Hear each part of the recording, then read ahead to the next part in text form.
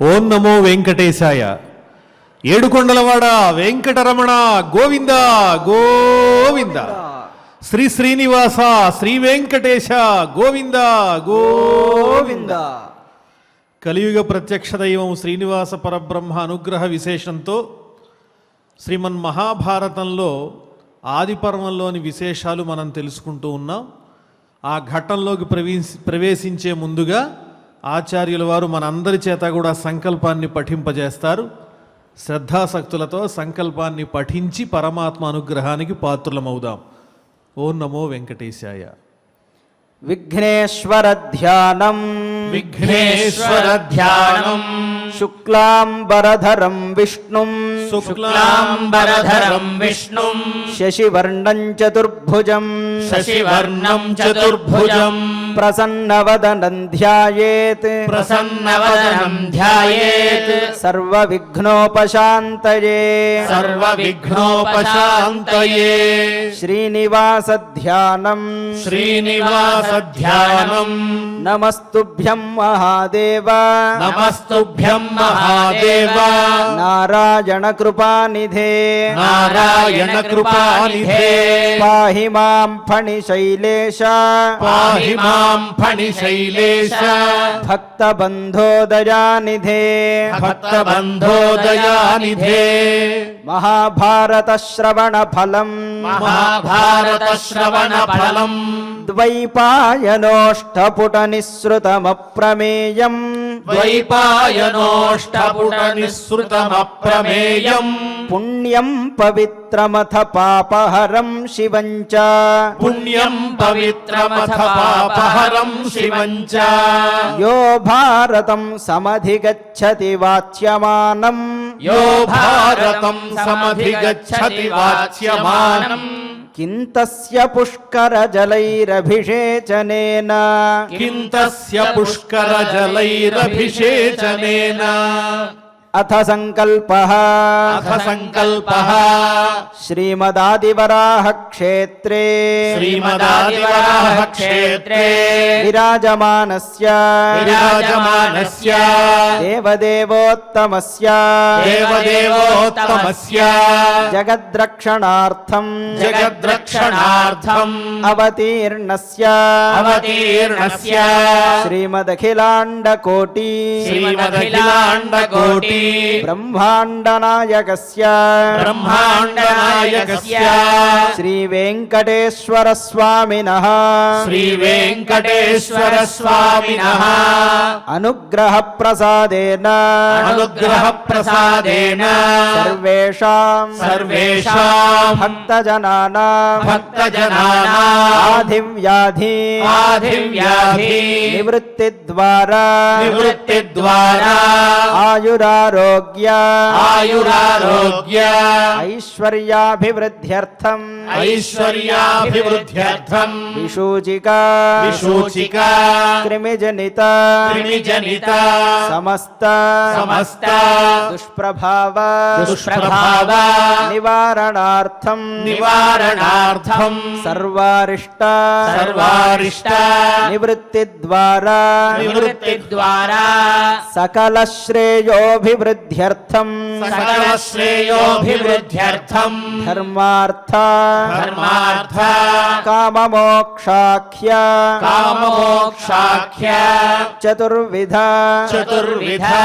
పురుషార్థ ఫల సిద్ధ్యర్థం వాంగ్మనఃకాయ ప్రవర్తిత అనేక జన్మాఘ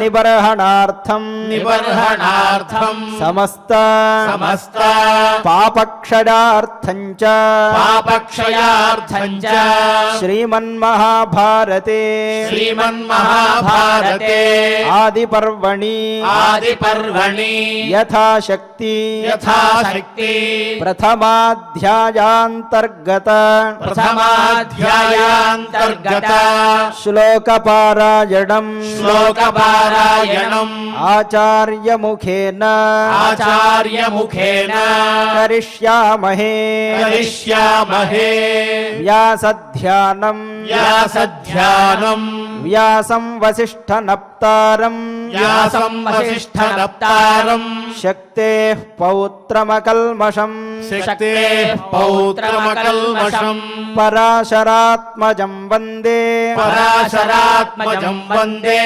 శుకతాతం తపోనిధిం సుగతాతం తపోనిధిం వ్యాసాయ విష్ణురూపాయ వ్యాసాయ విష్ణురూపాయ వ్యాసరూపాయ విష్ణవే వ్యాసరూపాయ విష్ణవే నమో వై బ్రహ్మనిధయే నమో వై బ్రహ్మనిధయే వాసిష్ఠాయ నమో నమః వాసిష్ఠాయ నమో నమః అచతుర్వదనో బ్రహ్మ అచతుర్వదనో బ్రహ్మ విబాహురపరో హరిః విబాహురపరో హరిః అఫాలలోచన శంభుః అఫాలలోచన శంభుః భగవాన్ బాదరాయణః భగవాన్ బాదరాయణః నారాయణం నమస్కృత్య నరం చైవ నరోత్తమం దేవీం సరస్వతీం వ్యాసం తతో జయముదీరయేత్.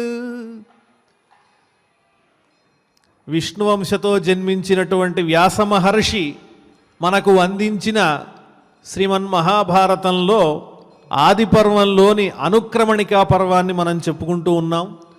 సంక్షిప్తమైనటువంటి భారత గాథను శ్రవణం చేస్తూ ఉన్నాం. నిన్న అశ్వత్థామ, ద్రోణపుత్రుడైనటువంటి అశ్వత్థామ బ్రహ్మశిరోనామకమైనటువంటి అస్త్రాన్ని ప్రయోగించాడు. పాండవులకు భయపడి వారి వల్ల తనకు ఆపద వస్తుందనుకుని ముందు వెనక ఆలోచించకుండా ఆ అస్త్రాన్ని ప్రయోగించాడు. వెంటనే శ్రీకృష్ణ పరమాత్మ అర్జునునకు చెప్పాడు, నాయనా ఆ అస్త్రాన్ని తట్టుకోవాలంటే అదే అస్త్రాన్ని నీవు మళ్ళీ ప్రయోగించాలి అని.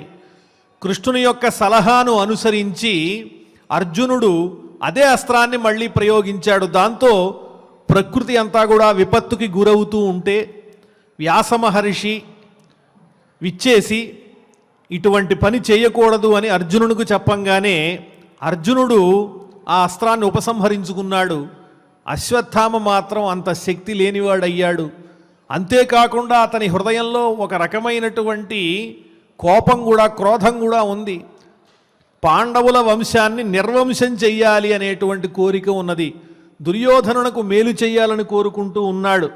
అదే విషయాన్ని ధృతరాష్ట్రుడు ఎప్పుడైతే ఆ బ్రహ్మశిరస్సు అనేటువంటి పేరు కలిగిన అస్త్రాన్ని అశ్వత్థామ ప్రయోగించాడో అప్పుడే మనకు విజయం లభించదని నాకు అర్థమైపోయింది అని చెప్పాడు. యదాశ్రౌషం బ్రహ్మశిరోర్జునేన స్వస్తి ఇత్యుక్త్వా అస్త్రమంత్రేణ శాంతం అశ్వత్థామ్నా మణిరత్నం చ దత్తం తదా నాశంసే విజయాయ సంజయ.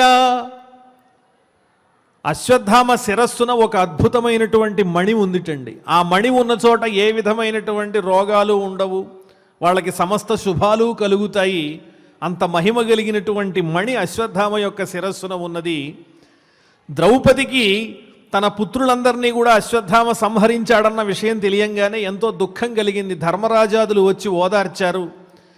అశ్వత్థామను సంహరించే ఉద్దేశం వారికి లేదు. ఎందువల్లంటే గురుపుత్రుడు కాబట్టి. ద్రౌపది అన్నదట, అతని శిరస్సునున్నటువంటి మణిని గనక తెచ్చి నాకు ఇచ్చినట్లయితే నేను పుత్రశోకంతో మరణించాలనేటువంటి ఆలోచన నుంచి విరమించుకుంటాను, ఆ మణి తీసుకురండి అని చెప్పిందిట. వెంటనే ధర్మరాజాదులు వెళ్ళారు, ఆ మణిని తీసుకుని వచ్చారు. శ్రీకృష్ణ పరమాత్మ కూడా శపించాడు అశ్వత్థామను. క్రూరమైనటువంటి పని నీవు ఆచరించావు కాబట్టి 3000 సంవత్సరాల పాటు నీ శరీరం అంతా దుర్గంధంతో నిండిపోయి ఉంటుంది, అనేక వ్యాధులన్నీ కూడా నిన్ను చుట్టుముడతాయి, 3000 సంవత్సరాల పాటు నువ్వు దుఃఖాన్ని అనుభవిస్తూ సంచరిస్తావు అని శపించాట. వ్యాస మహర్షి కూడా కృష్ణ పరమాత్మ చెప్పింది సత్యము అని తెలియజేశాట.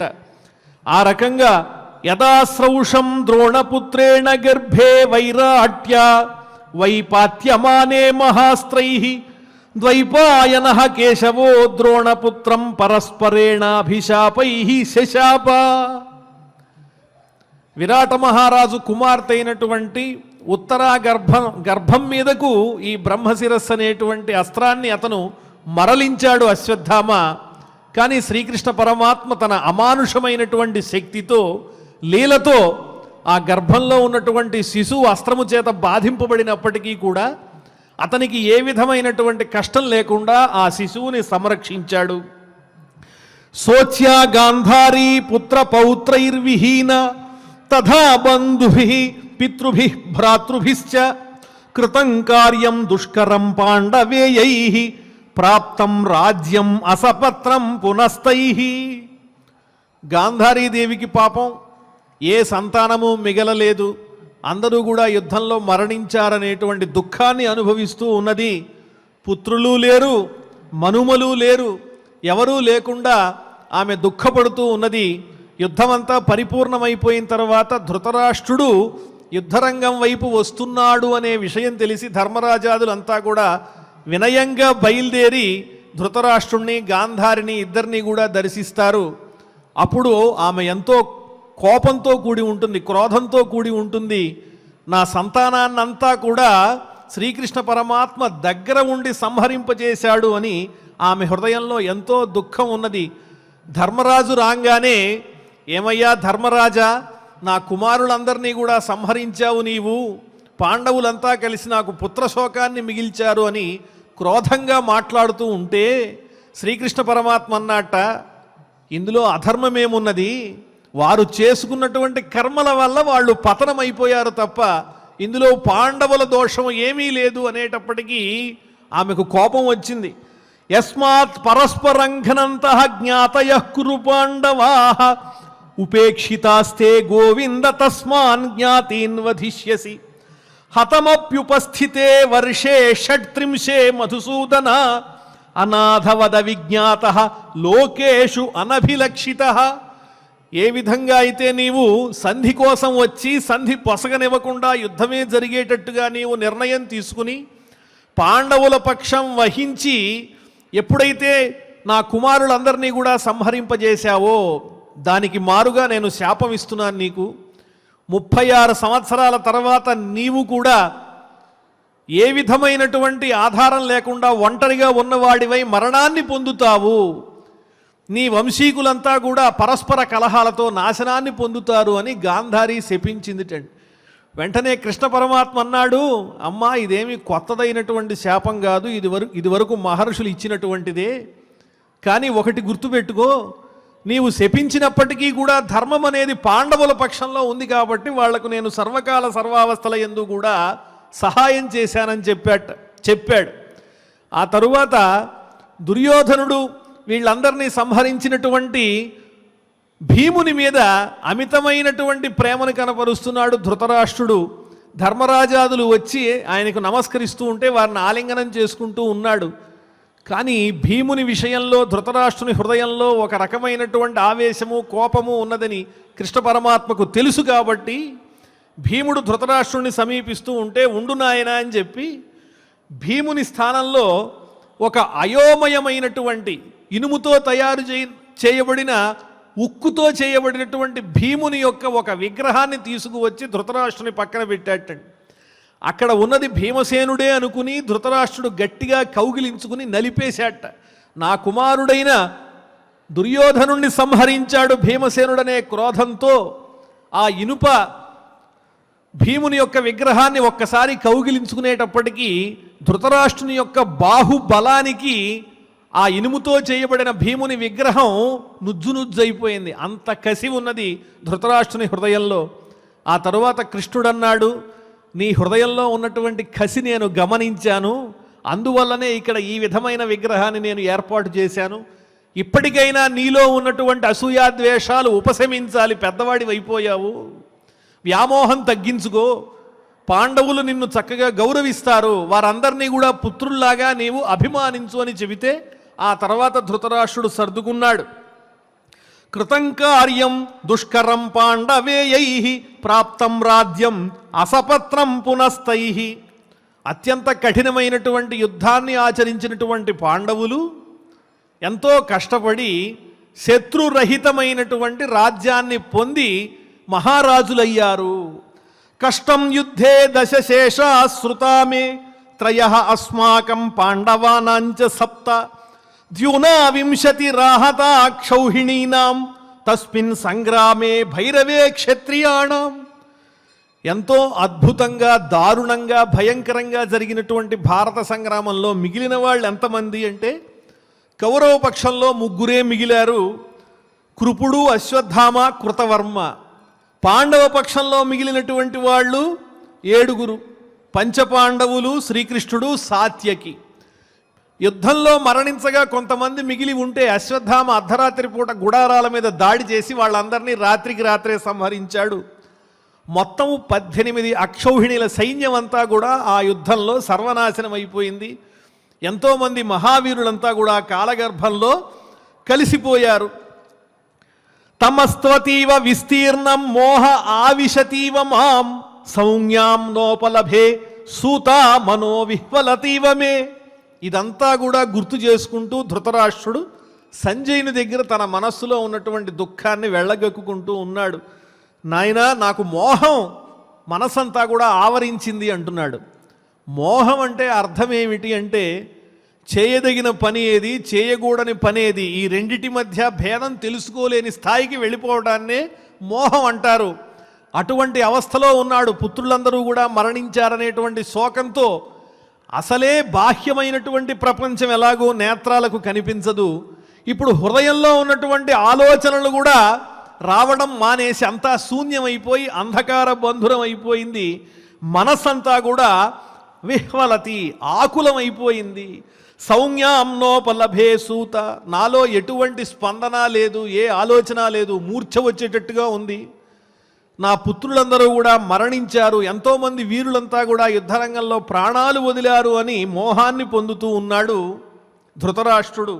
సౌతిరువాచ ఇత్యుక్త్వా ధృతరాష్ట్రాధ విలప్య బహు దుఃఖితః మూర్ఛితః పునరాశ్వస్తః సంజయం వాక్యమబ్రవీత్. సౌతి చెబుతూ ఉన్నాడు శౌనకాది మహర్షులందరికీ కూడా. ఈ విధంగా ధృతరాష్ట్రుడు సంజయునితో పలికి నా వల్ల కావటం లేదని మూర్ఛపోయాడు. ఎంతో దుఃఖాన్ని అనుభవిస్తూ ఉన్నాడు, శోకాన్ని అనుభవిస్తూ ఉన్నాడు, మూర్ఛ కూడా పోయాడు. ఆ తరువాత సంజయుడు నెమ్మదిగా ఆ ధృతరాష్ట్రుణ్ణి ఓదారిస్తే మళ్ళీ తెప్పరిల్లి ఈ లోకంలోకి వచ్చాడు. ధృతరాష్ట్ర ఉవాచ సంజయైవం గతే ప్రాణాన్ త్యక్తుమిచ్ఛామి మాచిరం స్తోకం హ్యపి నపశ్యామి ఫలం జీవిత ధారణే. ఓ సంజయ, ఎందుకు ఈ వ్యర్థమైనటువంటి ప్రాణాలు? నా వల్ల లోకానికి ఏ విధమైనటువంటి ప్రయోజనం లేదు. స్తోకం ఫలం జీవిత ధారణే నపశ్యామి, నా వల్ల ఈ లోకానికి స్వల్పమైనటువంటి ప్రయోజనం కూడా లేదు. కాబట్టి ఇక ఈ దేహాన్ని నేను ఎక్కువ కాలం భరించలేను, మరణిస్తాను అంటూ ఉంటే సౌతిరువాచ, సంజయుడిలా చెబుతూ ఉన్నాడు. తం తథా వాదినం దీనం విలపంతం మహీపతిం నిశ్వసంతం యథా నాగం ముహ్యమానం పునః పునః గావల్గణిరిదం ధీమాన్ మహార్థం వాక్యమబ్రవీత్. ఇలా దీనంతో దుఃఖిస్తూ ఉన్నటువంటి మహారాజైన ధృతరాష్ట్రుణ్ణి చూచాడు. ఆయన ఎలా ఉన్నాడు అంటే ఆవేశంలో ఉన్నటువంటి సర్పము బుసలు కొడుతూ ఉంటే ఎటువంటి శబ్దం వస్తుందో దుఃఖంతో వ్యాకులమైనటువంటి హృదయం కలిగిన ధృతరాష్ట్రుని యొక్క పరిస్థితి కూడా అలాగే. ఆయన నాసికలో నుంచి, ముక్కులో నుంచి నిట్టూర్పులు వస్తూ ఉన్నాయి. అయ్యో అయ్యో అని విపరీతంగా దుఃఖపడుతూ ఉన్నాడు. అటువంటి ధృతరాష్ట్రుణ్ణి చూచి ముహ్యమానం పునః పునః, మాటిమాటికి మోహాన్ని పొందుతున్నటువంటి ఆ ధృతరాష్ట్రుని చూచి గావల్గణి రిదం ధీమాన్, గవల్గణ కుమారుడైనటువంటి ఆ సంజయుడు ఈ రకంగా మహార్థం వాక్యం అబ్రవీత్. ప్రయోజనవంతమైనటువంటి మాటను ఈ రకంగా ధృతరాష్ట్రునితో మాట్లాడుతున్నాడు. మహారాజా సంజయ ఉవాచ శ్రుతవానసి వైరాజన్ మహోత్సాహాన్ మహాబలాన్ ద్వైపాయనస్య వదతః నారదస్య చ ధీమతః. నారద మహర్షి, దేవర్షి, అదేవిధంగా వ్యాస భగవానుడు మీ దగ్గర ఉదాహరణపూర్వకంగా తెలియజేసినటువంటి మహాబలులైన రాజుల యొక్క చరిత్రలు నీవు ఇంతవరకు వినలేదా? ఎంతోమంది గొప్ప గొప్ప పరాక్రమ సంపన్నులైనటువంటి మహారాజులంతా కూడా ఈ లోకాన్ని ఏలారు, పరిపాలించారు. మహత్సు రాజవంశేషు గుణై సముదితేషు చ జాతాన్ దివ్యాస్త్ర విదుషః శక్ర ప్రతిమ తేజసః. వాళ్ళు సామాన్యులైన చక్రవర్తులు కాదు, దేవేంద్రునితో సమానమైన తేజస్సు కలిగినటువంటి వాళ్ళు, అద్భుతమైనటువంటి విలువిద్యా నిపుణులైనటువంటి వారు, గొప్ప రాజవంశాల్లో జన్మించినటువంటి వారు. ధర్మేణ పృథివీం జిత్వా యజ్ఞైరిష్ట్వాప్త దక్షిణైః అస్మిన్ లోకే యశః ప్రాప్య తతః కాల వశంగతాన్. ధర్మబద్ధంగా ఈ భూమిని పరిపాలించినటువంటి మహారాజులు వాళ్ళంతా కూడా ఎన్నో యజ్ఞయాగాలు చేశారు, క్రతువులు చేశారు. ఎవరూ పొందలేని గొప్ప కీర్తిని సంపాదించారు. వారు మరణించినప్పటికీ మాత్రం వారి గొప్ప చరిత్రలు మాత్రం ఈ లోకంలో మిగిలిపోయి ఉన్నాయి. అవన్నీ నీకు తెలియదా ఓ ధృతరాష్ట్ర మహారాజా? కారే రాజులు రాజ్యముల్ కలుగవే గర్వోన్నతిన్ పొందరే వారేరి సిరి మూటగట్టుకొని పోవంజాలిరే భూమిపై పేరైనన్ కలదే శిబి ప్రముఖులున్ ప్రీతిన్ యశఃకాములై ఈరే కోర్కులు వారలన్ మరచిరే ఇక్కాలమున్ భార్గవ. భాగవతంలో, శ్రీమద్ భాగవతంలో బలిచక్రవర్తి చెబుతూ ఉన్నాడు శుక్రాచార్యునితో, నీవు వామనమూర్తిగా వచ్చినటువంటి వాడు సామాన్యుడు కాదు, శ్రీ మహావిష్ణువే అంటే, అయినప్పటికీ కూడా నేను మాట ఇచ్చాను కాబట్టి దానం చేసి తీరుతాను, అది ఏదైనా సరే నా సర్వస్వం అర్పిస్తాను. ఎంతమంది మహారాజులు జన్మించలేదు, ఈ పృథివిని పరిపాలించలేదు, ముల్లోకాలు ఏలలేదు, ఎన్ని సంపాదించలేదు, వారేమన్నా తీసుకుని వెళ్ళారా? ఎవరూ మిగలలేదు. అందరికీ మరణం అనేటువంటిది స్వాభావికమైనటువంటిది. కానీ కొంతమంది మహారాజుల యొక్క కీర్తులు మాత్రం మిగిలిపోయినాయి. వారు పరలోకానికి వెళ్ళేటప్పుడు భౌతికంగా ఏ విధంగానూ ఏ విధమైనటువంటి సంపదను తీసుకు వెళ్ళలేకపోయారు. కాబట్టి ఉత్తములైనటువంటి వాళ్ళు మరణం గురించి, అపజయం గురించి ఆలోచించరు. అదేవిధంగా ఇక్కడ కూడా ఈ ధృతరాష్ట్రునితో చెబుతూ ఉన్నాడు సంజయుడు, ఎంతోమంది మహారాజులు పరిపాలన చేశారు, వాళ్ళందరూ కూడా దివ్యమైన లోకాల్ని పొందారు. కానీ వాళ్ళల్లో ఈనాటి వరకు మిగిలి ఇక్కడ ఉన్నవాళ్ళు ఎవరూ లేరు. ఎంత గొప్పవాళ్ళైనా, ఎంత చరిత్ర ఉన్నవాళ్ళైనా మరణాన్ని జయించినటువంటి వాళ్ళని మనం చూడలేము. వృద్ధాప్యాన్ని దాటిన వాళ్ళు ఎవరూ లేరు. అందువల్లనే ఈ దేహం అనేటువంటిది అశాశ్వతమని తెలుసుకోవాలి.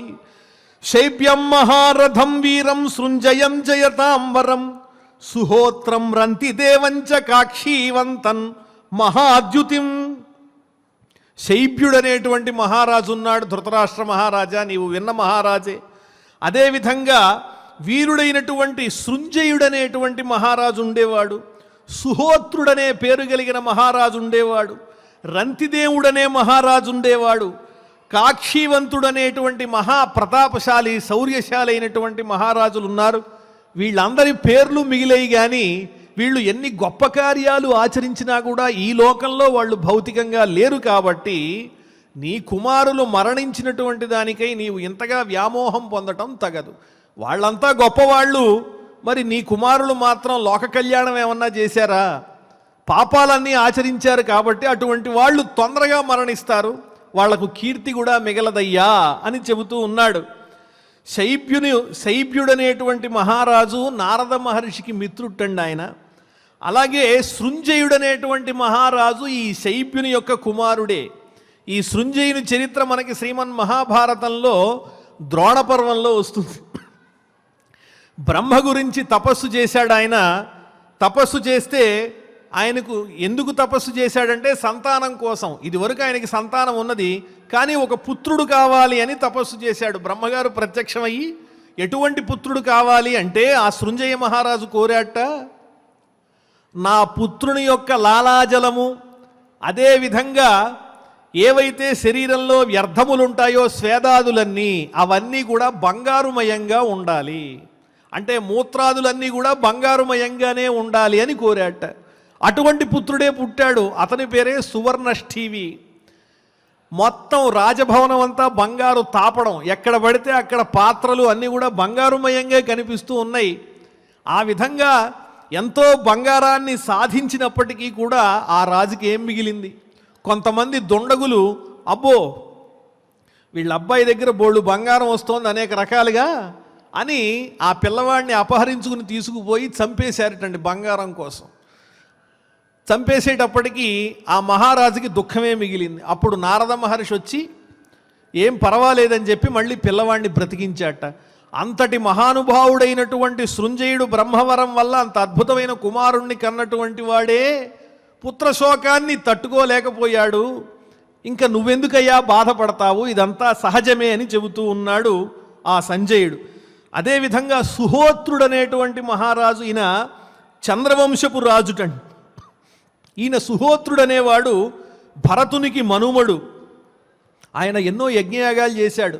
అశ్వమేధయాగాలు ఎన్ని చేశాడో లెక్కే లేదు ఆ సుహోత్రుడు. అతను చేసినటువంటి దానానికి ధర్మానికి మెచ్చుకున్నటువంటి దేవేంద్రుడు ఏం చేశాడంటే అతని దేశంలో 1 సంవత్సరం పాటు బంగారు వర్షం కురిసేటట్టుగా చేశాడు. మామూలు వర్షం కాదు అది, బంగారు వర్షం. నదులన్నీ కూడా బంగారంతో ప్రవహిస్తూ ఉన్నాయి. మరి ఈ మహారాజు అంత సంపాదించినప్పటికీ ఆ బంగారాన్ని అంతా కూడా అందరికీ దానం చేశాడు తప్ప తన కోసం ఏమీ అట్టే పెట్టుకోలేదు. అంత గొప్పవాడైన సుహోత్రుడనే మహారాజు ఈనాడు మనకి వినిపిస్తున్నాడు కానీ ప్రత్యక్షంగా కనిపిస్తున్నాడా? ఓ ధృతరాష్ట్ర మహారాజా, ఎందుకయ్యా నీవు పుత్ర వ్యామోహాన్ని పొందుతావు? అదేవిధంగా రంతిదేవుడు అనేటువంటి మహారాజు, ఈయన కూడా ప్రసిద్ధమైనటువంటి చరిత్ర కలవాడు, అందరికీ తెలిసినటువంటి వాడే. తన రాజ్యాన్నంతా కూడా అందరికీ దానం చేసేసి అరణ్యాల్లో ఉంటూ తపస్సు చేసుకుంటూ స్వల్పమైన ఆహారం తన దగ్గర ఉంటే వచ్చిన అతిథి కోరాడని, ఆకలితో ఉన్నాడని ఆ ఆహారాన్ని అర్పించేశాడు, జలాన్ని అర్పించేసి దేవతల యొక్క అనుగ్రహానికి పాత్రుడయ్యాడు రంతిదేవుడు. అతను కీర్తి శరీరంతో నిలిచి ఉన్నాడు కానీ మన మధ్య భౌతికంగా లేడు కదా. కాబట్టి అదేవిధంగా నీ కుమారులు కూడా మరణించారు. మరణం అనేది సహజం. బాహ్లీకం దమనంచైవ శర్యాతి మజితం నలం విశ్వామిత్రమమిత్రఘ్నం అంబరీషం మహాబలం. వీళ్లే కాదు, బాహ్లీకుడు, దమనుడు, శర్యాతి, నలుడు, విశ్వామిత్రుడు, అమిత్రఘ్నుడైన విశ్వామిత్రుడు, మహాబలుడైనటువంటి అంబరీషుడు, శత్రువుల్ని నాశనం చేసేటువంటి దివ్యశక్తి సంపన్నుడు విశ్వామిత్రుడు, అలాగే నలమహారాజు, నిషధరాజ్యాన్ని పరిపాలించినటువంటి నలమహారాజు ఎంత గొప్ప కీర్తిమంతుడు, పరాక్రమవంతుడు. ఆయన కూడా వ్యసనానికి లోనై రాజ్యమంతా కూడా పోగొట్టుకుని అరణ్యంలో భార్యతో పాటు నానా కష్టాలు పడ్డాడు. నలదమయంతుల చరిత్ర మనందరికీ తెలిసినదే. వారికన్నా కూడా నీ పుత్రులేమన్నా గొప్పవారా?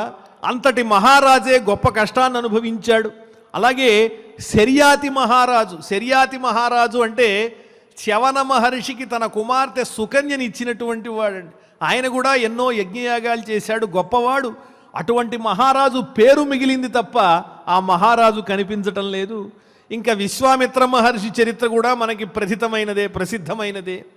ముందు రాజర్షి గాధి అనేటువంటి మహారాజు పుత్రుడు, తరువాత వశిష్ఠుణ్ణి చూచి ఆయన శక్తిని చూచి, ఓహో ఈ క్షత్రియ తేజస్సు కన్నా బ్రాహ్మమైనటువంటి తేజస్సే ఎంతో గొప్పది, ఎలాగైనా కూడా నేను బ్రహ్మర్షిని అవ్వాలి అనుకుని ముందుగా వశిష్ఠునితో వైరం పెట్టుకుని ఆయన మీద ఎన్నో అస్త్రాలు శస్త్రాలు ప్రయోగిస్తే అవన్నీ వశిష్ఠుని బ్రహ్మదండంలోకి వెళ్ళిపోయినాయి. అప్పుడు అర్థం చేసుకున్నాడు వశిష్ఠుడు చాలా గొప్పవాడని. తపస్సు చేశాడు తాను కూడా బ్రహ్మర్షి అవ్వాలని. కానీ ఒక్కసారిగా లోపలుండేటువంటి ఈ కోపాలు ఆవేశాలు తగ్గవు కదా. ఒకసారి తపస్సు చేస్తూ ఉన్నాడు, దేవేంద్రుడు రంభ అనే అప్సరసని పంపించాడు, ఆమెనేమో శిలైపోమని శపించాడు. తరువాత మేనక అనే అప్సరసని పంపించాడు దేవేంద్రుడు. ఆయన కూడా కొంచెం ఇంద్రియ లోలుపత్వానికి లోబడి ఆ మేనకతో కొన్నాళ్ళు గృహస్థాశ్రమాన్ని నడిపినటువంటి వాడై వారిద్దరికీ కూడా ఒక పిల్ల జన్మించింది, ఆమె శకుంతల. అదేవిధంగా మరోసారి తపస్సు చేస్తూ ఉంటే ఇక్ష్వాకు వంశపు రాజు వచ్చాడు, త్రిశంక్ అనేవాడు. అతను వశిష్ఠుని యొక్క శిష్యుడే. వశిష్ఠుడేమో ఈ త్రిశంక్ ఏం కోరాడు, ఈ దేహంతోనే నేను స్వర్గలోకానికి వెళ్ళాలి, పంపించండి అని అడిగాట వశిష్ఠుడిని. వశిష్ఠుడు ఒప్పుకోలేదు. దాంతో విశ్వామిత్రుడి దగ్గరికి వచ్చాడు. వశిష్ఠుని మీద ఉన్నటువంటి వైరంతో ఈ విశ్వామిత్రుడు అందుకు అంగీకరించి ఈ త్రిశంకుని స్వర్గానికి పంపించడానికి యజ్ఞం చేశాడు. ఆ యజ్ఞం చేసి దేవతల్ని పిలిస్తే దేవతలు ఎవరూ రాలేదు. దాంతో కోప్పడి విశ్వామిత్రుడే మరొక స్వర్గాన్ని నిర్మించడానికి ప్రయత్నించాడు. దేవతల యొక్క ప్రార్థన మేరకు ఆ పని నుంచి విరమించుకున్నాడు. అలా ఆయన ప్రారంభించిందే త్రిశంకు స్వర్గం అని మనకి లోకంలో ప్రసిద్ధి అయింది. ఈ రకంగా విశ్వామిత్రుడు తపస్సు చేసి రాజర్షిత్వం నుంచి బ్రహ్మర్షిగా మారడానికి ప్రయత్నిస్తూ ఎన్నో విఘ్నాలు పొంది పొంది పొంది చివరికి బ్రహ్మర్షిగా మారాడు. అటువంటి విశ్వామిత్రుని యొక్క చరిత్ర నీవు తెలుసుకోలేదా? అటువంటి వాళ్ళంతా అనుభవించినటువంటి దుఃఖముల ముందు, కష్టముల ముందు, ప్రయాస ముందు నువ్వు ఇటువంటి వ్యామోహం పొందడం తగినటువంటిది కాదు. అలాగే అంబరీషుడు అనేటువంటి చక్రవర్తి ఉన్నాడు. ఆయన నిజంగా రాజర్షి, ఎన్నో యజ్ఞయాగాలు చేశాడు, ఎన్నో దాన ధర్మాలు చేశాడు. వారందరికన్నా కూడా నీ పుత్రుడేమన్నా గొప్పవాడా? కాబట్టి వారి యొక్క మరణం గురించి నువ్వు దుఃఖించద్దు అని సంజయుడు ధృతరాష్ట్రునకు హితబోధ చేస్తూ ఉన్నాడు. మరుత్తం మనుమిక్ష్వాకుం గయం భరతమేవ చ రామం దాశరథించైవ శశబిందుం భగీరథం. మరుత్తు అనేటువంటి పేరు కలిగినటువంటి మహారాజు ఉన్నాడు. ఆయన గుణ సంపదలో దేవేంద్రుణ్ణి కూడా మించిపోయాడు. బృహస్పతిని ఉపద్రష్టగా పెట్టి బ్రహ్మగా పెట్టి యజ్ఞం చేయాలనుకుంటే దేవేంద్రుడు ఒప్పుకోకపోతే నారదుని యొక్క సలహాతో సంవర్తుడనే పేరు కలిగిన ఆయన్ని బ్రహ్మగా పెట్టుకుని యజ్ఞం ఆచరించాటండి. ఆ మహారాజు ఒక యజ్ఞం కాదు, ఎన్నో యజ్ఞములు చేశాడు, ఇంద్రునికి ప్రీతిపాత్రుడయ్యాడు. ఆయన కన్నా నీ పుత్రుడు గొప్పవారు కాదు కదా. అదేవిధంగా మను అనేటువంటి మహారాజు ఉన్నాడు, వైవస్వత మనువు, ఆయనంత గొప్పవాడు. అలాగే ఇక్ష్వాకు అనేటువంటి మహారాజు ఉన్నాడు, ఇక్ష్వాకు వంశంలో, అతని వంశంలో జన్మించినటువంటి వారే దశరథుడు, శ్రీరామచంద్రమూర్తి, వీళ్ళంతా కూడా. అలాగే గయుడనేటువంటి మహారాజు ఉన్నాడు. ఆ గయుడు కూడా అనేక రకములైన యజ్ఞయాగాలు దాన ధర్మాలు చేశాడు. ఇంకా భరతుడనేటువంటి మహారాజు ఉన్నాడు, దుష్యంతునికి జన్మించినటువంటి వాడు. అతనికి సర్వదమనుడు అని నామాంతరం కూడా ఉంది. అతను చిన్నతనంలోనే అతివీర భయంకరుడై క్రూర మృగాలన్నీ కూడా లొంగదీసినటువంటి ప్రసిద్ధమైన పేరు కలిగినటువంటి వాడు ఆ భరతుడు. ఎంతో అద్భుతంగా రాజ్యపాలన చేశాడు, యజ్ఞయాగాలన్నీ చేశాడు. అతనికన్నా నీ కుమారులు గొప్పవారా? మనందరికీ కూడా ఆరాధ్య దైవమైనటువంటి శ్రీరామచంద్రమూర్తి, దశరథుని యొక్క కుమారుడు శ్రీరామచంద్రమూర్తి ఎంతో అద్భుతంగా పరిపాలన చేశాడు. కొన్ని వేల సంవత్సరాలు పరిపాలన చేశాడు, ప్రజారంజకంగా పితృవాక్య పరిపాలకుడు. అటువంటి శ్రీరామచంద్రమూర్తి పేరు ఈనాడు మనం వింటూ ఉన్నాం. ఆయన గుణాలు తరతరాలుగా యుగయుగాలుగా మిగిలిపోయినాయి. కానీ ఆ శ్రీరామచంద్రమూర్తి కూడా అవసరం వచ్చినప్పుడు ఆ దేహాన్ని విడిచిపెట్టాడు కదా. అదేవిధంగా భగీరథుడు అనేటువంటి మహారాజు, ఆయన కూడా ఇక్ష్వాకు వంశంలో జన్మించాడు. దిలీపుని యొక్క కుమారుడు. తన పూర్వీకులైనటువంటి పితరులు భస్మరాసులై పాతాళ లోకంలో ఉంటే వాళ్ళందరికీ ఉత్తమగతులు కలగటం కోసం ఏకధాటిగా తపస్సు చేసి ఆకాశంలో ఉన్నటువంటి గంగను భూమి మీదకి తీసుకొచ్చినటువంటి వాడు. భూమిని వహించటానికి పరమేశ్వరుడి కోసం తపస్సు చేసి ఆయన అంగీకరింపజేసినటువంటి వాడు. ఆ గంగా నది పితృదేవతల యొక్క భస్మరాసులపై ప్రవహించి వాళ్ళందరికీ కూడా ఉత్తమగతి లభించింది భగీరథుని వల్ల. అంత గొప్ప సాహసమైన కృత్యములు కార్యములు చేసినటువంటి మహారాజులు ఎంతోమంది ఉన్నారయ్యా ఓ ధృతరాష్ట్ర మహారాజా. ఇంత గొప్ప మహారాజుల యొక్క చరిత్రలన్నీ కూడా నీవు విని కూడా ఈ రకంగా భంగపడుతూ, బాధపడుతూ, వ్యామోహపడుతూ. ఇంకొక ముఖ్యమైన విశేషం, వయసు పెరిగిపోయింది, శరీరం సహకరించడం లేదు, కానీ ఆశ మాత్రం నీలో ఏమాత్రము తగ్గటం లేదు. కాబట్టి ఎప్పుడైతే ఆశ తగ్గుతుందో అప్పుడు నీవు నిశ్చింతగా ఉంటావు. పుత్రుల కోసం వృధాగా నీవు శోకించద్దు, వాళ్ళందరూ కూడా యుద్ధంలో వీరమరణం పొందినటువంటి వారే అని ఇన్ని రకాలుగా సంజయుడు ధృతరాష్ట్రుని యొక్క మనస్సుని ఆ పుత్రశోకం నుంచి మరల్చటం కోసం అనేక రకమైనటువంటి మహారాజుల యొక్క చరిత్రలన్నీ కూడా వర్ణించి చెబుతూ ఉన్నాడు. ఇంతకీ మహారాజుల యొక్క చరిత్రలన్నీ ఎవరి ద్వారా తెలిసాయి అంటే నారద మహర్షి తెలియజేసేటండి ఇవన్నీ కూడా. ఆ విషయాన్ని గుర్తు చేస్తూ నారదుడు ఆనాడు చెప్పినటువంటి మహారాజుల యొక్క చరిత్రలే ఇవి. కృతవీర్యం మహాభాగం తథైవ జనమేజయం యయాతిం శుభకర్మాణం దేవైర్యో యాజిత స్వయం. అలాగే కార్తవీర్యార్జునుని యొక్క కుమారుడున్నాడు, అతని పేరు కృతవీర్యుడు, గొప్ప పరాక్రమ సంపన్నుడు. అతని గురించి నీకు తెలీదా? అలాగే జనమేజయుడు అనేటువంటి మహారాజు. జనమేజయుడంటే పరీక్షిన్ మహారాజు కుమారుడు కాదు, పూర్వీకుల్లో ఉన్నటువంటి మహారాజు. అలాగే యయాతి అనేటువంటి మహారాజు గురించి నీవు వినలేదా? అతన్ని సాక్షాత్తుగా దేవతలే యజ్ఞం చేయించుకోవటం కోసం అతన్ని పిలిపించి యజ్ఞం చేయించారు, యయాతి మహారాజుని పిలిపించి. అంటే ఈ లోకంలోనే కాకుండా స్వర్గలోకంలో ఉన్నటువంటి దేవతలతో కూడా సంబంధాలు కలిగినటువంటి మహారాజులు ఎంతోమంది ఉన్నారు. ఆ మహారాజుల కాలంలో ఆనాక రథవర్తమనాం, స్వర్గలోకం దాకా ఏర్పాటు చేయబడినటువంటి దారులు కలిగినటువంటి వారు ఆ మహారాజులంతా కూడా. అటువంటి మహారాజుల ముందు వాళ్ళందరి పేర్లైతే మిగిలాయి కానీ వాళ్ళ కీర్తులు మిగిలాయి కానీ వాళ్ళందరినీ ఇప్పుడు మనం చూడటం లేదు. కాబట్టి ఓ ధృతరాష్ట్ర మహారాజా, నీ మనస్సు స్థిరం చేసుకో. నీవు మనసులో దృఢంగా సంకల్పించుకోవలసిన విషయం ఏమిటి అంటే మరణం అనేది ఎవరికైనా కూడా స్వాభావికమైనటువంటిదే. ఎంత వయస్సు మీద పడుతున్నా కూడా ఇంకా అనేక రకములైనటువంటి విషయముల పట్ల, బాధ్యతల పట్ల ఆశలు మాత్రం తగ్గకుండా ఇంకా ఏదో సాధించాలి, సంపాదించాలి అనేటువంటి వ్యామోహం ఎప్పుడైతే మనస్సులో ఉంటుందో దానివల్ల మనశ్శాంతి లభించదు. అందువల్ల నీవు కూడా స్థిరచిత్తుడవై మరణం అనేది సహజమనే విషయాన్ని ఆకళింపు చేసుకుని నీ పుత్రుడు మరణించినందుకు నీవేమాత్రము కూడా దుఃఖించద్దు అని చెప్పి చక్కగా హితవు చెబుతూ ఉన్నాడు సంజయుడు. ఈ రకంగా ఈ విషయాలన్నీ మనం ఈనాడు మహాభారతంలో ఆది పర్వంలో అనుక్రమణికా పర్వంలో ఉన్న సంగతులు యథాశక్తి తెలుసుకున్నాం. తదుపరి మరల రేపు ప్రవచనంలో తెలుసుకుందాం మిగతా విషయాలు.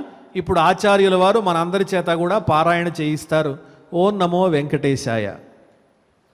అథ శ్రీమన్మహాభారతే ఆదిపర్వణి ప్రథమోऽధ్యాయః యదాశ్రౌషం బ్రహ్మశిరోర్జునేన స్వస్తిత్యుక్త్వాస్త్రమస్త్రేణ శాంతం అశ్వత్థామ్నామణిరత్నం చ దత్తం తదానాశంసే విజయాయ సంజయ యదాశ్రౌషం ద్రోణపుత్రేణ గర్భే వైరాట్యా వైపాత్యమానే మహాస్త్రైః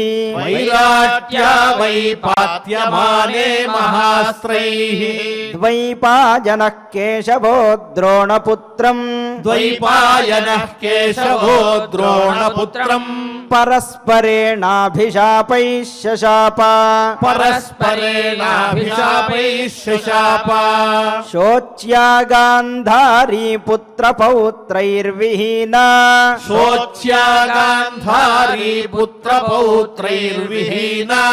తథా బంధుభిః పితృభిర్భ్రాతృభిశ్చ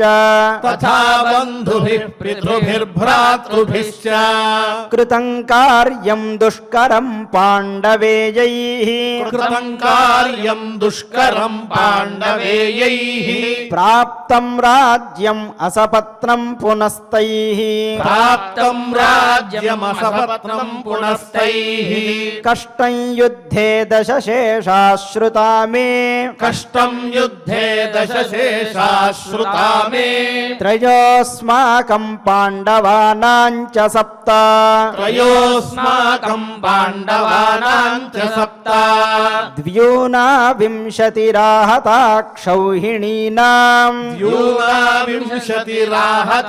क्षौहिणीनाम् तस्मिन् संग्रामे भैरवे क्षत्रियाणाम् तस्मिन् संग्रामे भैरवे क्षत्रियाणाम् तमस्त्वतीव विस्तीर्णम् तमस्त्वतीव विस्तीर्णम् मोह आविशतीव माम् मोह आविशतीव माम् संज्ञां नोपलभे सूत संज्ञां नोपलभे सूत मनो विह्वलतीव मे मनो विह्वलतीव मे सौतिरुवाच सौतिरुवाच इत्युक्त्वा धृतराष्ट्रोऽथ इत्युक्त्वा धृतराष्ट्रोऽथ विलप्य बहु दुःखितः विलप्य बहु दुःखितः मूर्छितः पुनराश्वस्तः मूर्छितः पुनराश्वस्तः सञ्जयं वाक्यमब्रवीत् सञ्जयं वाक्यमब्रवीत् धृतराष्ट्र उवाच धृतराष्ट्र उवाच सञ्जयैवं गते प्राणान् सञ्जयैवं गते प्राणान् त्यक्तुमिच्छामि माचिरम् त्यक्तुमिच्छामि माचिरम् स्तोकं ह्यपि न पश्यामि स्तोकं ह्यपि न पश्यामि फलं जीवितधारणे फलं जीवितधारणे सौतिरुवाच सौतिरुवाच तन्तथा वादिनन्दीनं तं तथा वादिनन्दीनं विलपन्तं महीपतिं विलपन्तं महीपतिम् निःश्वसन्तं यथा नागं निःश्वसन्तं यथा नागम् मुह्यमानं पुनः पुनः मुह्यमानं पुनः पुनः गावल्गणिरिदं धीमान् गावल्गणिरिदं धीमान् महार्थं वाक्यमब्रवीत् महार्थं वाक्यमब्रवीत् सञ्जय उवाच सञ्जय उवाच श्रुतवानसि वैराजन् श्रुतवानसि वैराजन् महोत्साहान् महाबलान् महोत्साहान् महाबलान् द्वैपायनस्य वदतो द्वैपायनस्य वदतो नारदस्य च धीमतः नारदस्य च धीमतः महत्सु राजवंशेषु महत्सु राजवंशेषु गुणैः समुदितेषु च गुणैः समुदितेषु च जातान् दिव्यास्त्रविदुषः जातान् दिव्यास्त्रविदुषः शक्रप्रतिमतेजसः शक्रप्रतिमतेजसः धर्मेण पृथिवीं जित्वा धर्मेण पृथिवीं जित्वा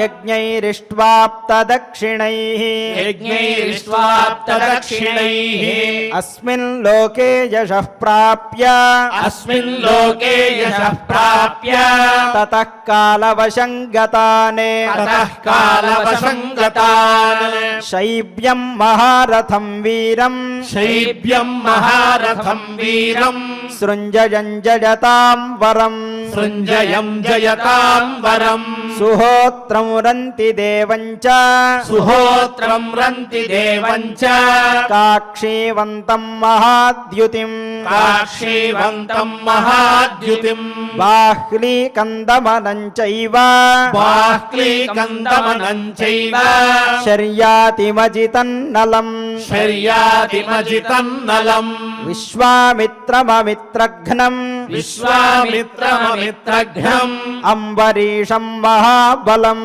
अम्बरीषं महाबलम् मरुत्तं मनुमिक्ष्वाकुम् मरुत्तं मनुमिक्ष्वाकुम् गयं भरतमेव च गयं भरतमेव च रामं दाशरथिं चैव रामं दाशरथिं चैव शशबिन्दुं भगीरथम् శశబిందుం భగీరథం కృతవీర్యం మహాభాగం కృతవీర్యం మహాభాగం తథైవ జనమే జయం తథైవ జనమే జయం యయాతిం శుభకర్మాణం యయాతిం శుభకర్మాణం దేవైర్యో యాజిత స్వయం దేవైర్యో యాజిత స్వయం. పారాయణ కార్యక్రమాన్ని భక్తి శ్రద్ధతో పరిపూర్ణం చేసుకున్నాం. ఇప్పుడు ఆచార్యుల వారు మహాభారతంలో ఉన్నటువంటి చక్కని అంశాన్ని వివరిస్తారు. మనందరం భక్తి శ్రద్ధలతో శ్రవణం చేద్దాం. శ్రీ వెంకటేశాయ నమః. ఈనాడు కథా ప్రవచనం చాలా చక్కగా సాగింది. ఆదిపర్వంలో అనేకమైనటువంటి అంశాలని ఈనాడు ప్రస్తావించుకున్నాం. ధృతరాష్ట్రుడికి ఎంత వయసు వచ్చినా కూడా అతని పుత్ర వ్యామోహం ఎలా ఉంది, దానివల్ల ఎన్ని కష్టాలు పడ్డాడనే విషయాలు కూడా చెప్పారు. అందులో ఒక చిన్న సంశయం ఒకరు ఇంతకుముందు కూడా అడిగారు. ఏమండి, ధృతరాష్ట్రుడు భీముని దగ్గరికి పిలిచాడు కౌగిలించుకోవడానికి, వెంటనే ఒక విగ్రహం, ఇనప విగ్రహం ఎక్కడి నుంచి వచ్చిందండి అని అడిగాడు. అసలు అక్కడ రహస్యం ఉంది. అరణ్యవాసం పాండవులందరూ చేసేటప్పుడు భీముడి మీద కోపంతో దుర్యోధనుడు భీముడి యొక్క విగ్రహాన్ని, ఉక్కు విగ్రహాన్ని ఆయన అంతఃపురంలో పెట్టుకున్నాడు. పెట్టుకుని ఆ విగ్రహాన్ని గదతో కొడుతూ అభ్యాసం చేశాట దుర్యోధనుడు. ఆ విగ్రహాన్ని కృష్ణ పరమాత్ముడు ఆ సందర్భంలో తీసుకొచ్చి ధృతరాష్ట్రుడి కౌగిల్లో ఉంచుతాడు. నీ కపటం బయటపడింది లేవయ్యా అంటాడు. అది అందులో ఈ విధంగానే చాలా సూక్ష్మాలు ఉంటూ ఉంటాయి. మొత్తానికి ఈనాటి ప్రహేళిక భాగాన్ని కనుక మనం చూసుకున్నట్లయితే, ఇప్పటి వరకు మనం యక్ష ప్రశ్నల్లో 45 ప్రశ్నల్ని చెప్పుకున్నాం. ఈ 45 ప్రశ్నలకు కూడా ఒకానొక అన్వయం, 2 విధాలైనటువంటి అన్వయాలను చేసుకుంటూ వచ్చాం. అంటే ఒకే ప్రశ్నకి 2 జవాబులు అనదగినట్లుగా ఇప్పటికి దాదాపు 90 జవాబుల్ని చెప్పుకున్నాం. ఈనాడు కొన్ని విషయాల్ని ప్రస్తావన చేసుకుని మరుసటి భాగం ప్రహేళికని పరిచయం చేయడం జరుగుతుంది. అందులో ధర్మం గురించి కొన్ని మాటలు చెప్తారు పెద్దవాళ్ళు. ఏమిటి అంటే, అసలు ధర్మం చెయ్యాలి అనేటువంటి బుద్ధి ఎవరికి కలుగుతుంది, ఇది ప్రశ్న. ఈ ప్రశ్నకి సరైన సమాధానం తెలిస్తే కానీ తర్వాత రాబోయే ప్రశ్నలు కానీ ఇప్పుడు ఉన్నటువంటి ప్రశ్నల్లో కానీ మనకి ఆంతర్యం అంతుపట్టుతుంది, లేకపోతే అంతుపట్టకుండా ఉంటుంది. అక్కడ చెప్తున్న విషయం ఏమిటి, ధర్మం మీద శ్రద్ధ ఎవరికి కలుగుతుంది అంటే, పూర్వ జన్మల్లో అనేక విధాలైనటువంటి దానాలు ఎవరు చేసుకుంటారో వాళ్ళకి ధర్మబుద్ధి వస్తుంది అంటాడు. ధర్మం చెప్పాలంటే అందరికీ బుద్ధి వస్తుంది, కానీ ధర్మం చెయ్యాలంటే ఎవరికి బుద్ధి వస్తుంది? అందుకే పెద్దవాళ్ళు ఓ మాట అంటారు, పరోపదేశ వేళాడాం సర్వే వ్యాస పరాశరాహ అని.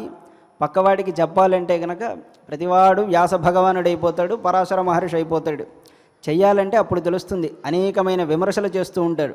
వీడు చెయ్యడు, చేసేవాడిని చూసి నవ్వుతూ ఉంటాడు. అందుకేగా వేమన అన్నది, చెక్కిలమును చూసి జంతిక నగినట్లు విశ్వదాభిరామ వినురవేమో అంటాడు. చక్రాలను చూసి జంతికలు నవ్వేయట, అరే వంకరగా ఉన్నారే అని. అలా ఉంటుంది లోకనీతి ఎప్పుడూ కూడా. అయితే ధర్మం గురించి చెప్పడం వేరు, చేయడం వేరు. చేసే బుద్ధి రావాలంటే పూర్వార్జితమైన పుణ్యం చాలా ఉండాలి. ముందు జన్మల్లో అనేకములైన పుణ్యాలు చేసుకుంటే కానీ ధర్మబుద్ధి వస్తుందయ్యా అన్నారు.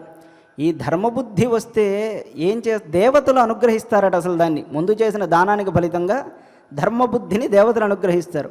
ఈ ధర్మబుద్ధి ఎవడికి అబ్బుతుందో వాడికి మాత్రమే చిత్తశుద్ధి వస్తుంది. చిత్తశుద్ధి వచ్చిన వాడికే చిత్త ఏకాగ్రత కలుగుతుంది. చిత్త ఏకాగ్రత అనే మాటని కొంచెం వివరణ చేస్తే కానీ అర్థమవుతుంది. సూర్యకిరణాలు ఉంటాయనుకోండి, అవి సహజంగా లోకమంతా వ్యాపించి ఉంటాయి. మీరు ఒక భూతద్దాన్ని పెడితే కిరణాలన్నీ ఏకీకృతమై ఒక వస్తువుని తగలబెడతాయి. దాన్నే మనం ఏకాగ్రత అంటాం, చిత్త ఏకాగ్రత అని. చిత్తం అంటే మన మనస్సు, సహజమైన అర్థం. మన మనశ్శక్తులన్నీ చెదిరిపోయి ఉంటాయి. వీటన్నిటినీ ఒకచోటకి తీసుకొచ్చి కేంద్రీకరిస్తే దాంతో మనం ఏదైనా సాధించగలం. భగవంతుణ్ణి పొందాలంటే చిత్త ఏకాగ్రత అవసరం అన్నారు. భగవంతుణ్ణి పొందడానికి కావలసిన చిత్త ఏకాగ్రత ధర్మబుద్ధి ద్వారా శుద్ధమైన మనసునందు మాత్రమే వస్తుందయ్యా. ఇలాంటి చిత్త ఏకాగ్రత ద్వారా మోక్షం వస్తుంది అని చెప్పారు. అసలు ఇప్పుడు ఇంత ప్రస్తావన ఎందుకు చేయాల్సి వచ్చిందో తెలుసా? నిన్న ఒక మాట చెప్పుకున్నాం. యక్షధర్మరాజు సంవాదంలో యక్షుడు చచ్చేవాడికి మిత్రుడేదయ్యా అని అడిగాడు కదా. అప్పుడు చచ్చేవాడికి మిత్రుడు ఎవరయ్యా అంటే దానమని సమాధానం చెప్పాడు ధర్మరాజు. ఎందుకు చెప్పాడు అంటే, మరుసటి జన్మలో ఇతనికి యజ్ఞాదుల పట్ల శ్రద్ధ కలిగినటువంటి పరిస్థితి ఏర్పడాలి అంటే ముందు జన్మలో చేసిన దానం కారణమయ్యా అని సమాధానం చెప్పాడు కదా.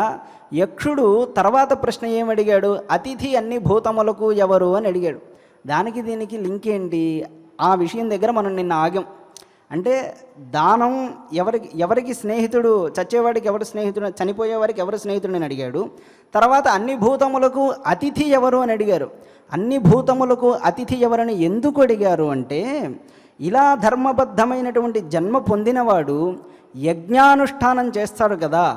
ఈ యజ్ఞానుష్ఠానం చేసేటప్పుడు మొట్టమొదట ఎవరిని ఆహ్వానిస్తారు? అగ్నినే ఆహ్వానిస్తాడయ్యా. కనుక అలాంటి వాడికి అతిథి మొట్టమొదటి వాడు అగ్నియే అని సమాధానం చెప్పాడు. ఇలా చూసుకుంటూ పోతే ప్రతి ప్రశ్నకి ఇంకొక ప్రశ్నతో లింకప్ అనేది అయి ఉంటుంది. ఈ విధంగా కొన్ని ఒక 6-7 ప్రశ్నలు వరుసగా ఉంటూ ఉంటాయి. చిత్రం ఏమిటంటే అవన్నీ ఒక మనిషి జీవితాన్ని తెలుపుతుందా అన్నట్టుగా ఉంటుంది. మీకు ఒక కథ చెప్తే చాలా సులభంగా అర్థమవుతుంది. ఈ ప్రశ్నలు అన్నింటినీ ఒక చిన్న కథా రూపంలో వరుసగా సమాధాన రూపంలో అందిస్తాను. దాన్ని చూస్తే మీకే విషయం అర్థమవుతుంది. ఒక పరమలోభి ఉంటాడు, ఎవ్వరికీ దానం చేయనటువంటి వాడు. ఆయన చనిపోయే ముందుగా కొంత దానం చేసి చనిపోతాడు. ఇలా చనిపోయినందుకు దేవతలు సంతోషించి అతనికి ధర్మబుద్ధిని ఇస్తారు.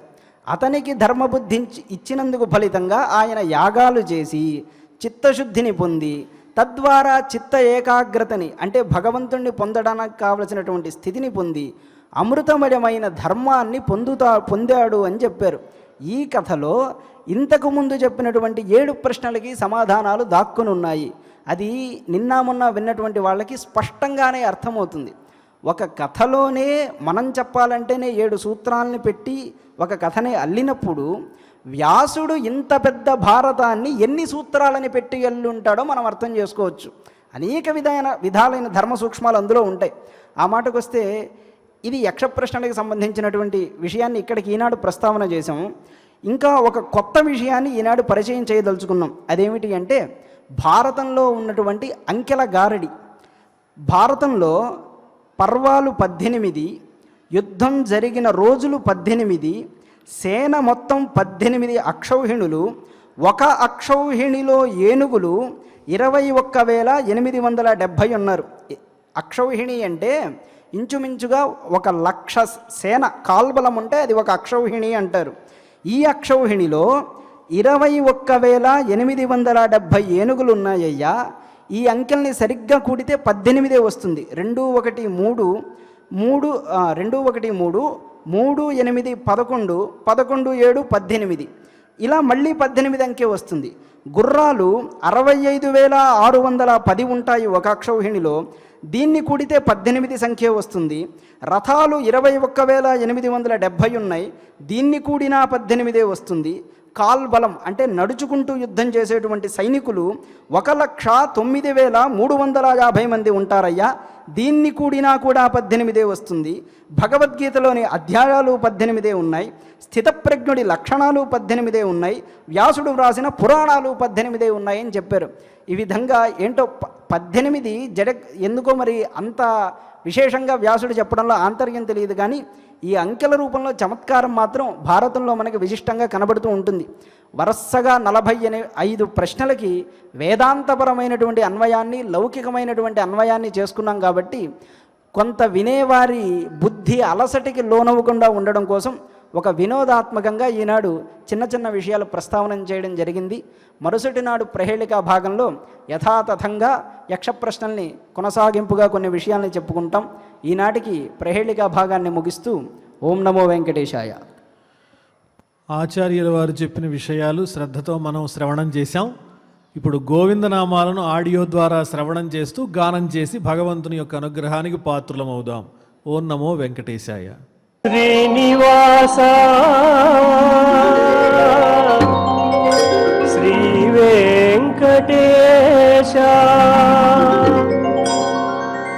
శ్రీనివాస శ్రీ వెంకటేశ భక్తవత్సల భాగవత ప్రియ నిత్య నిర్మల నీల నీలమేఘ శ్యామ పురాణ పురుష పుండరీకాక్ష నందనందన నవనీత చోర పశుపాలక శ్రీ పాప విమోచన దుష్ట సంహార దురిత నివారణ శిష్ట పరిపాలక కష్ట నివారణ గోవింద హరి గోవింద గోకుల నందన గోవింద గోవింద హరి గోవింద గోకుల నందన గోవింద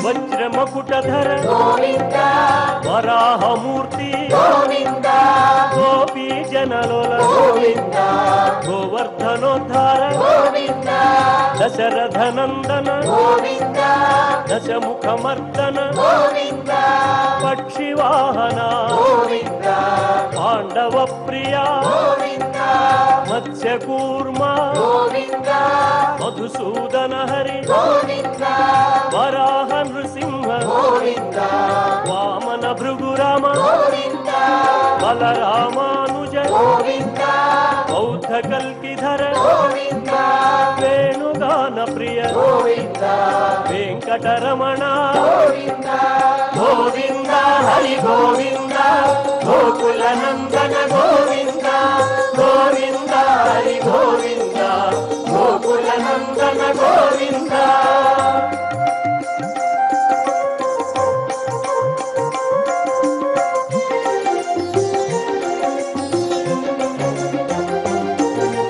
సీతానాయక గోవింద ధృత పరిపాలక గోవింద దీన పోషక గోవింద ధర్మ స్థాపక గోవింద అనాథ రక్షక గోవింద ఆపద్బాంధవ గోవింద శరణాగత విదే గోవింద కరుణాసాగర గోవింద కమలదళాక్ష గోవింద కామిత ఫలద గోవింద పాప వినాశక గోవింద పాహి మురారే గోవింద శ్రీముద్రాంకిత గోవింద శ్రీవత్సాంకిత గోవింద ధరణీ నాయక గోవింద దినకర తేజ గోవింద గోవింద హరి గోవింద గోకుల నందన గోవింద గోవింద హరి గోవింద గోకుల నందన గోవింద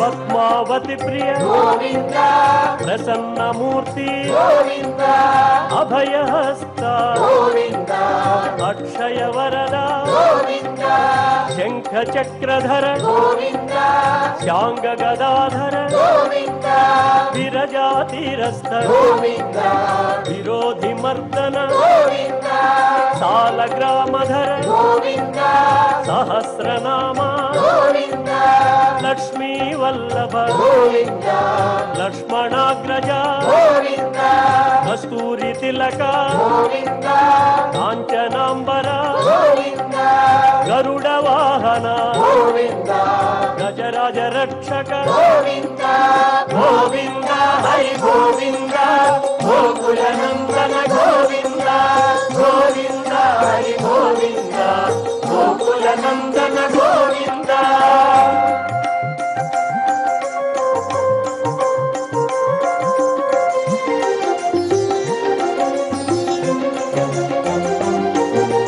వానర సేవిత గోవింద వారధి బంధన గోవింద సప్తగిరీశ గోవింద ఏక స్వరూప గోవింద శ్రీరామకృష్ణ గోవింద రఘుకుల నందన గోవింద ప్రత్యక్ష దేవా గోవింద పరమదయాకర గోవింద వజ్ర కవచధర గోవింద వైజయంతి మాల గోవింద వడ్డి కాసులవాడ గోవింద వసుదేవతనయ గోవింద బిల్వ బిల్వపత్రార్చిత గోవింద భిక్షుక సంస్థుత గోవింద శ్రీ పుంరూప గోవింద శివకేశవమూర్తి గోవింద గోవింద హరి గోవింద గోకుల నందన గోవింద గోవింద హరి గోవింద గోకుల నందన గోవింద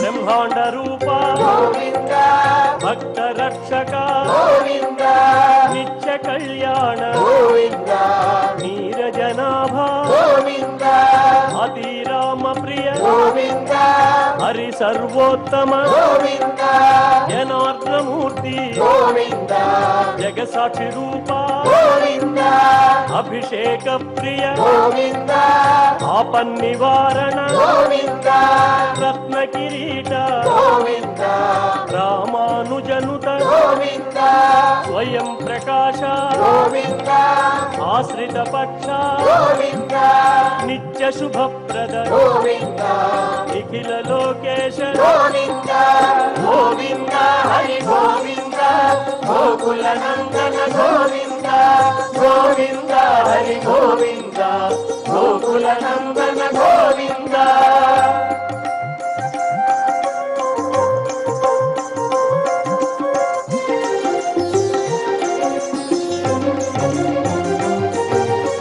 ఆనంద రూప గోవింద ఆద్యంతరహిత గోవింద ఇహ పరదాయక గోవింద విభరాజ రక్షక గోవింద పరమదయాళో గోవింద పద్మనాభ హరి గోవింద తిరుమలవాస గోవింద తులసీ వనమాల గోవింద శేషశాయినే గోవింద శేషాద్రి నిలయ గోవింద మత్స్యావతార గోవింద ఏడుకొండలవాడ గోవింద గోవింద హరి గోవింద గోకుల నందన గోవింద గోవింద హరి గోవింద గోకుల నందన గోవింద గోవింద హరి గోవింద గోకుల నందన గోవింద గోవింద హరి గోవింద గోకుల నందన గోవింద గోవింద హరి గోవింద గోకుల నందన గోవింద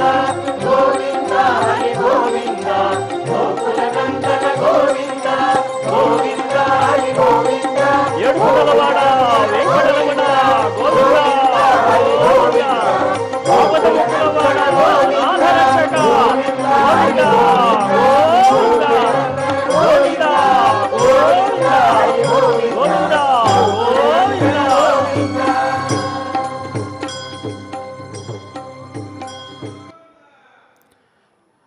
పరమానందకరమైనటువంటి భగవంతుని గుణాలన్నీ కూడా కీర్తించాం. ఇప్పుడు క్షమాప్రార్థనాదులన్నీ కూడా ఆచార్యుల వారితో కలిసి అన్వయించి పలుకుదాం.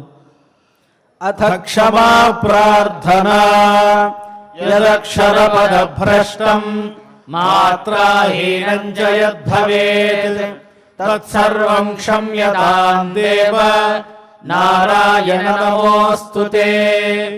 అథ లోకక్షేమ ప్రార్థనా సర్వే భవంతు సుఖినః సర్వే సంతు నిరామయాః సర్వే భద్రాణి పశ్యంతు మా కశ్చిద్ దుఃఖభాగ్ భవేత్. అథ భగవత్ సమర్పణం కాయేన వాచా మనసేంద్రియైర్వా బుద్ధ్యాత్మనా వా ప్రకృతే స్వభావాత్ కరోమి యద్యత్ సకలం పరస్మై నారాయణాయేతి సమర్పయామి. అథ మంగళం శ్రియః కాంతాయ కళ్యాణ నిధయే నిధయేర్థినాం శ్రీవేంకట నివాసాయ శ్రీనివాసాయ మంగళం.